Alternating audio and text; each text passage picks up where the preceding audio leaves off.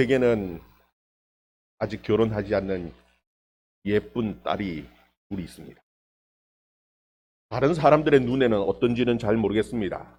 그러나 제 눈에는 세상에서 가장 사랑스럽고 예쁜 딸입니다. 아마 딸을 가진 부모의 마음은 다 똑같을 겁니다. 자기의 딸만큼 세상에 그렇게 이쁜 딸이 어디 있겠습니까? 오늘 말씀을 보면 예레미야 선지자는 멸망한 예루살렘을 향해서 다르게 표현하는 것이 아니라 처녀딸 예루살렘이 멸망했다라는 겁니다. 예레미야가 볼 때에 이 예루살렘은 그냥 예루살렘이 아니라 그의 눈에 가장 아름답고 가장 사랑스러운 그런 도성이었습니다. 그래서 그 예루살렘 도성을 표현할 때에 처녀딸, 아직도 아름다운 아가씨인 처녀딸 예루살렘이라고 표현하고 있는 겁니다. 그런데 이 사랑스러운 이 예루살렘 유다가 멸망했습니다. 그 마음이 얼마나 고통스럽고 아픈지 그 마음을 어떻게 표현하느냐 하면은 창자가 끊어지고 간이 땅에 쏟아지는 것 같다. 그렇게 표현합니다. 여러분, 우리말에도 이 비슷한 말이 있죠. 애간장이 녹는다, 애간장이 단다, 이런 표현들을 우리는 참 많이 씁니다. 여기에 애라는 것이 창자입니다. 창자가 녹고 창자가 타는 것, 창자가 끊어지는 같은, 그리고 안에 있는 내장들, 우리의 그 간, 이와 같은 것들이 쏟아지는 같은 그와 같은 고통을 애간장이 단다, 그렇게 표현하는 겁니다. 우리 11절 12절 말씀 한번 읽어봅니다. 11절 12절 말씀 같이 읽습니다. 시작. 내 눈이 눈물에 상하며 내 창자가 끊어지며 내 간이 땅에 쏟아졌으니 이는 딸 내 백성이 패망하여 어린 자녀와 젖먹는 아이들이 성읍 거리에 기절함이로다.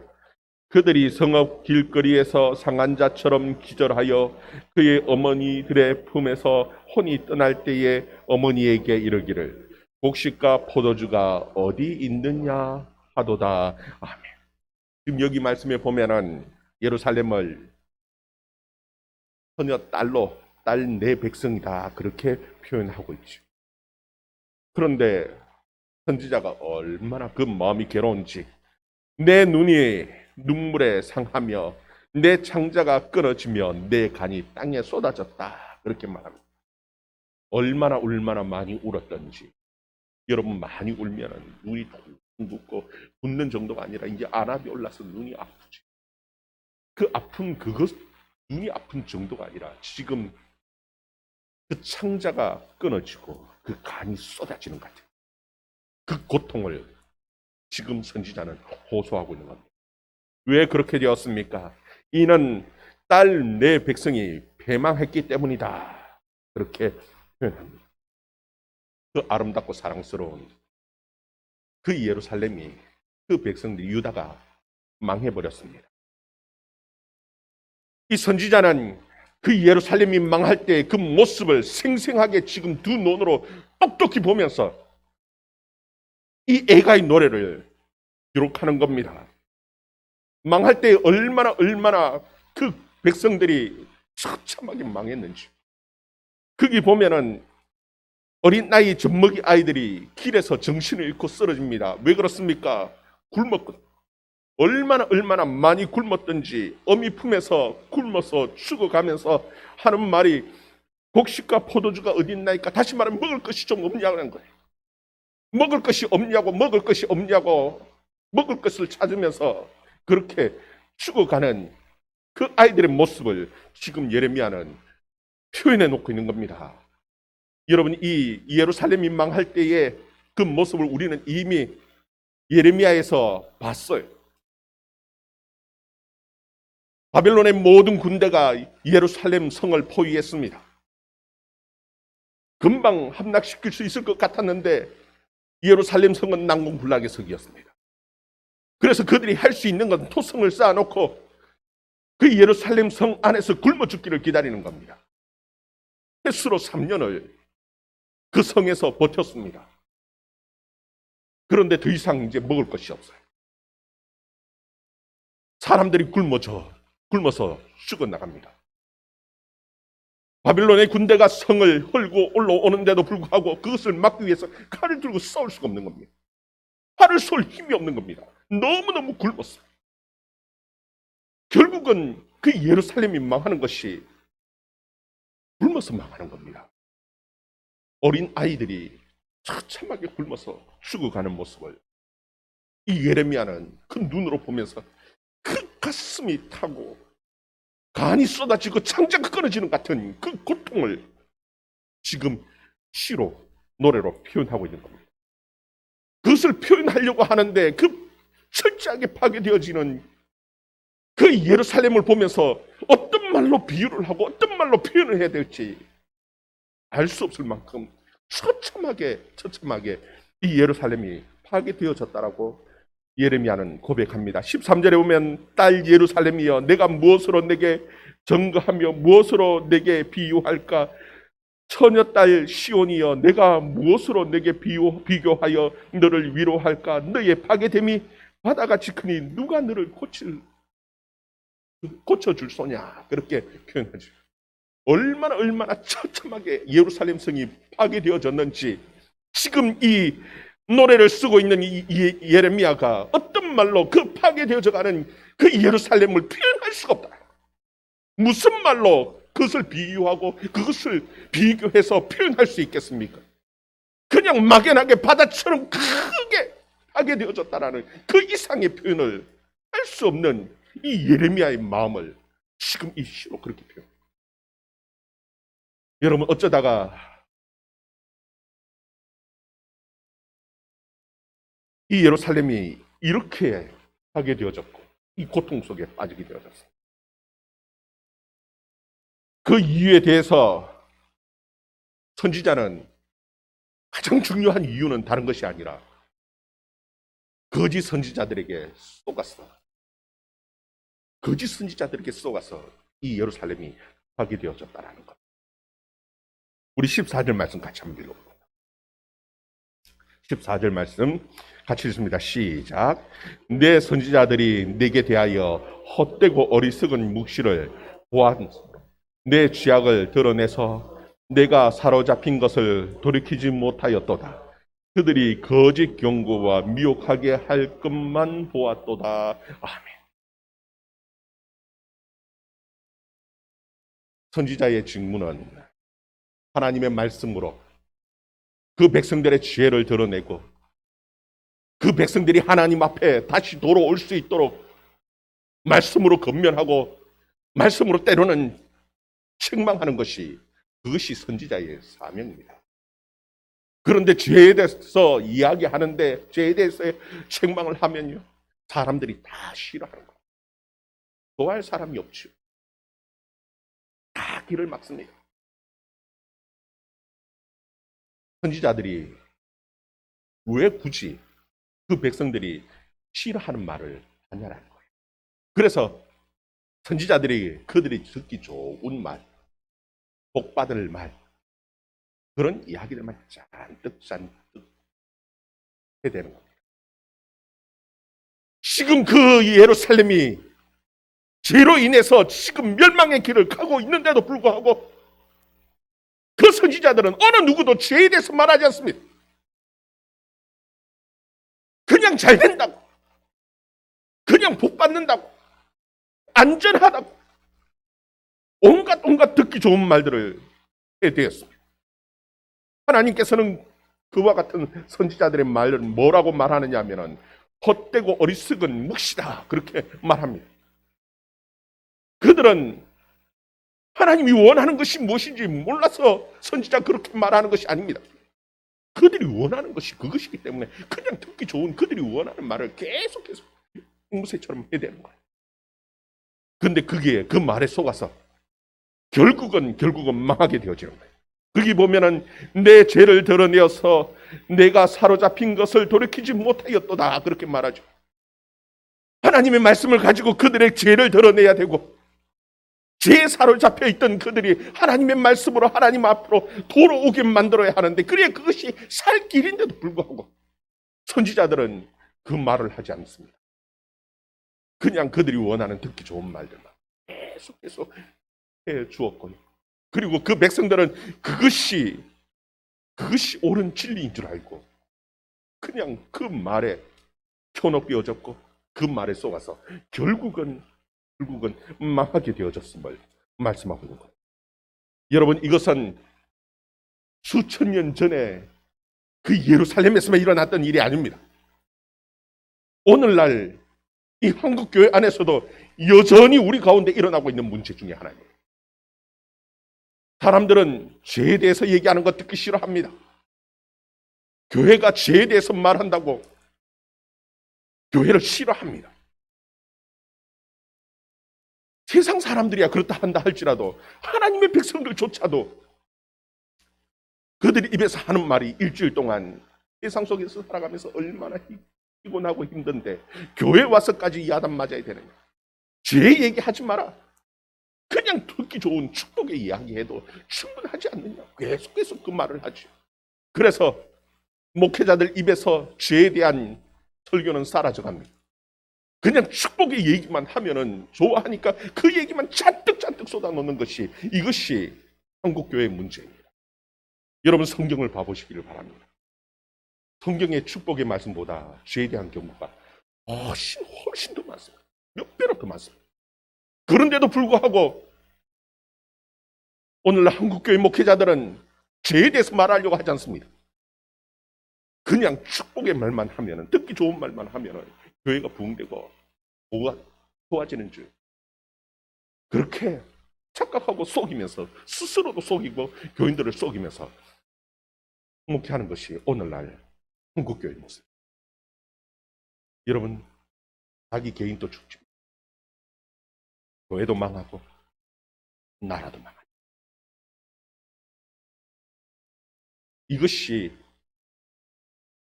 그 예루살렘 망할 때의 모습만이 아니라 오늘날 한국교회의 모습. 예루살렘은 온전한 영광을 드러냈던 그와 같은 도성이었습니다. 그런데 그 짓에 속아서 비참하게 망해져 버렸습니다. 선지자는 이렇게 예루살렘이 짓밟히는 이유에 대해서 하나님과의 관계가 잘못되어졌기 때문에 그렇게 진단을 해주고 있습니다. 우리 17절 말씀 또 한번 읽어봅니다. 17절 말씀 같이 읽습니다. 시작. 여호와께서 이미 정하신 일을 행하시고 옛날에 명령하신 말씀을 다 이루셨으며 긍휼히 여기지 아니하시고 무너뜨리사 원수가 너로 말미암아 즐거워하며 내 대적들의 뿔로 높이 들리게 하셨도다. 아멘. 여기 보면 하나님께서는 이미 정해놓으신 옛날부터 명령하신 말씀을 다 이루었다. 그렇게 말씀하죠. 여러분, 하나님의 말씀 너무나 쉽고 명료합니다. 하나님은 사무엘상 2장에 보면은 나를 존중히 여기는 자를 내가 존중해, 나를 멸시하는 자를 내가 경멸한다. 그렇게 말씀합니다. 여러분, 하나님은 하나님을 존중히 여기는 자, 하나님께서 존중해, 하나님을 멸시하는 자를 하나님께서는 경멸하게 여긴다고 명하게 말씀합니다.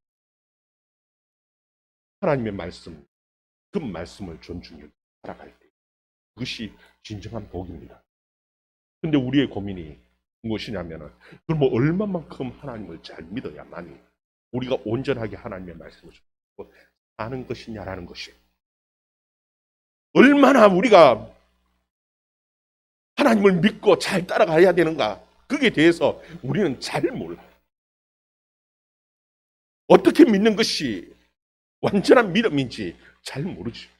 여러분, 그러나 하나님께서는 우리에게 완전한 것을 요구하지 않습니다. 우리가 어떻게 믿어야 완전해질 수 있습니까?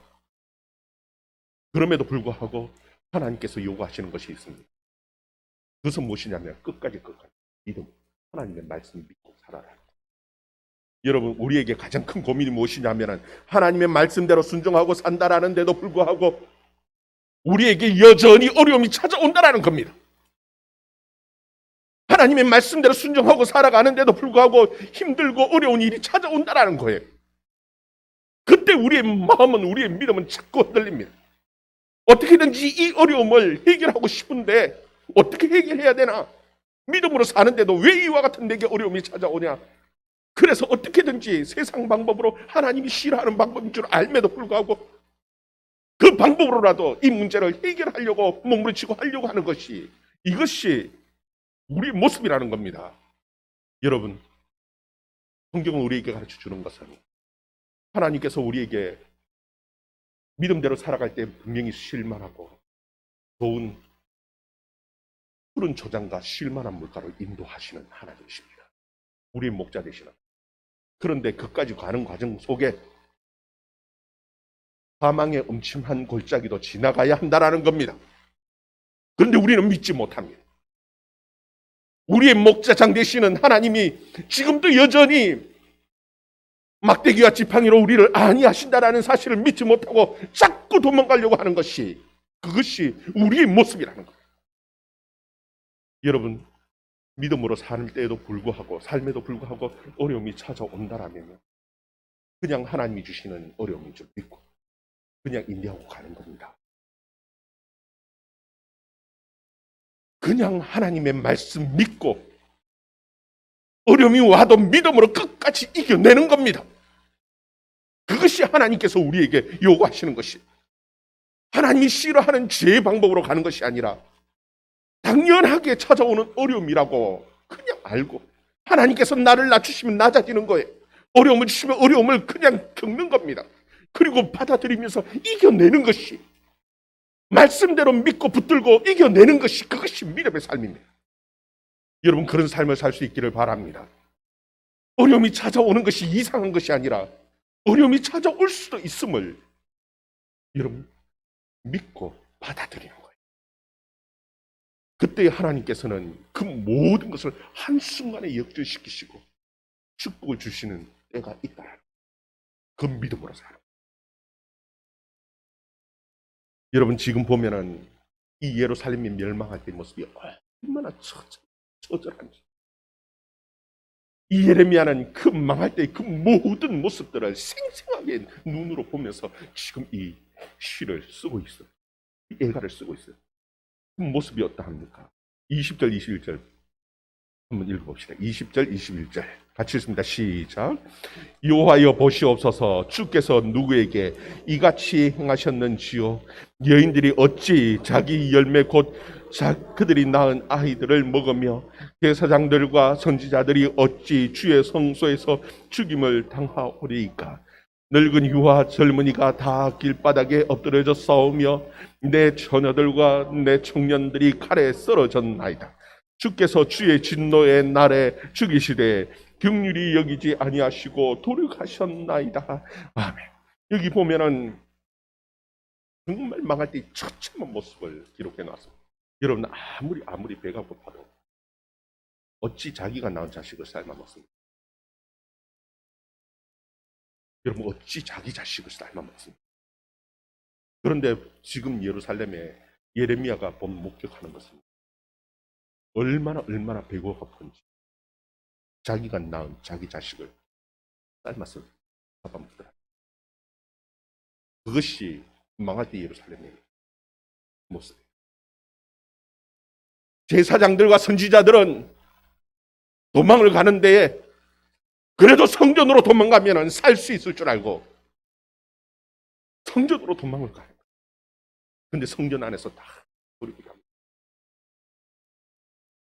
늙은이와 어린 아이들까지 길바닥에 칼에 맞아 엎드려지는 거예요. 굶어 죽고 칼에 맞아 죽고. 예루살렘의 그 처참한 모습. 얼마나 배고팠는지 자기 자식을 삶아 먹고. 이것이 예루살렘이 망할 때 그 처참한 모습. 여러분, 이 말을 하기 전에 그래도 지금 예레미야가 계속해서 하는 그 백성들에게 하는 노래 가운데 가장 중요한 말. 18절 19절 8절 19절 말씀 같이 또 있습니다. 시작. 그들의 마음이 주를 향하여 부르짖기를 딸 시온의 성벽아 너는 밤낮으로 눈물을 강처럼 흘릴지어다. 스스로 쉬지 말고 내 눈동자를 쉬게 하지 말지어다. 초저녁에 일어나 부르짖을지어다. 내 마음을 주의 얼굴 앞에 물 쏟듯 할지어다. 각 길 어귀에서 추려 기진한 내 어린 자녀들의 생명을 위하여 주를 향하여 손을 들지어다 하였도다. 아멘. 지금 예레미야는 눈물을 흘리라는 겁니다. 밤낮으로 눈물로 하나님 앞에 강물처럼 눈물을 쏟아라고 권면합니다. 내 눈동자로 쉬지 않고 눈물을 흘리면서 하나님 앞에 손을 들고 부르짖으라고 말합니다. 여러분, 이미 예루살렘은 망했습니다. 망한 그 도성을 향해서 지금 이 예레미야는 눈물로 하나님 앞에 부르짖으라고 외칩니다. 여러분, 우리 생각에는 이미 다 끝났는데, 이미 망했는데, 이미 끝난 그 도성을 향해서 이미 늦었다는데 꼭 굳이 눈물을 이제 와서 눈물을 흘리고 그게 무슨 소용일까? 우리는 그런 생각이 들지 않습니까? 이미 망했는데, 이미 끝이 안 나는 것 같은데, 그런데도 불구하고 이 예레미야 선지자는 울으라는 겁니다. 밤낮 쉬지 않고 눈물을 흘리면서 하나님 앞에 눈물을 강같이 쏟으면서 울으라고 지금 권면하고 있어요. 여러분, 하나님 앞에서 늦은 것은 없습니다. 하나님의 말씀이 들려진다라면 아직도 기회가 있는 것입니다. 지금 예레미야 선지자는 망해서 끝장난 것 같지만 하나님 앞에 눈물을 흘리며 하나님 앞에 울면서 기도하고 하나님 앞에 은혜를 구할 때에 하나님께서는 그 민족을, 그 백성을 다시 회복시키실 것이라는 것을 이 예레미야는 알기 때문에 끝이 아니라고 지금 그 백성들에게 울면서 하나님 앞에 기도하자라고 지금 얘기합니다. 여러분, 하나님의 말씀이 여전히 우리 가운데 들려진다. 아직까지는 기회가 있는 겁니다. 끝난 것이 아닙니다. 여러분, 성경에 보면은 하나님의 뜻을 돌이키신 사건들은 너무나 많습니다.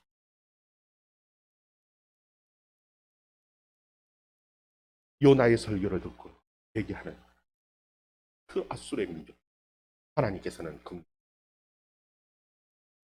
심지어 성경에 보면은 구약 성경에 가장 악한 아합 왕이요, 나봇의 포도원을 빼앗고 나봇을 죽여버렸죠. 엘리야 선지자가 찾아가서 책망하는데요, 아합이 하나님 앞에 겸손합니다. 하나님께서 그 뜻을 돌이키고 그 악한 아합의 그 겸손하게 엎드리는 그 모습을 보면서 그 세대가 아니라 다음 세대 하나님이십니다. 여러분, 하나님 앞에 엎드리는 것이, 하나님 앞에 울며 부르짖는 것이, 하나님의 말씀이 들려진다라면 아직까지 하나님께서 주신 기회가 있다. 여러분, 오늘날 이 시대에 가장 안타까운 것이 선지자가 복수한 것입니다. 죄에 대해서 말을 하죠. 그냥 축복의 소리만 하는 것이 그것이 좋은 것인 줄 알고 그게 진짜 복인 줄 착각하고 있습니다. 지금 하나님께서 우리에게 원하시는 것은 울으라는 것. 죄에 대해서 울고 이 민족을 위해서 울고 오늘 말씀처럼 너희 어린 자녀들의 생명을 위해서 하나님 앞에 두 손을 들고 하나님 앞에 눈물을 흘리며 지금 우리에게 말씀해주고 있는 겁니다. 여러분, 하나님 앞에 울며 얘기하며 기도할 수 있기 바랍니다.